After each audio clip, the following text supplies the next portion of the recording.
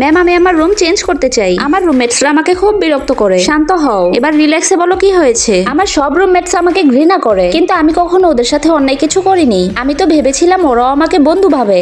আমি তরমুজ এনেছি, চলো সবাই মিলে খাই। আরে বাহ, এটা তো খুব মিষ্টি। তোমরা খাও, আমি ওয়াশরুম থেকে আসছি। সাকিনা, তুমি খাবে না? আরে না, আমার পেট খারাপ, তরমুজে আমার অ্যালার্জি আছে, আমি খেতে পারবো না। তোমরা খাও। সাকিনা এমন ভাব করছে যেন ও খেলে আমাদের লাভ হবে। ও একটু বেশি নাটক করে। ঠিক আছে সাকিনা, তোমার নিজের দিকে খেয়াল রাখা উচিত। খুশি আমার খুব ভালো বন্ধু, আর টিনাও আমার খুব খেয়াল রাখে, কিন্তু আমি জানতাম না ওরা আমার এই ছোট একটা কথা নিয়ে এত কিছু করে ফেলবে। খুশি পরের বার সাকিনার জন্য আর কিচ্ছু আনবে না। ও বলেছে ওর তরমুজে অ্যালার্জি আছে, এটা খেলে ওর পেট খারাপ হয়। আমি তো সাকিনার জন্য খুব ভালোবেসে এনেছিলাম।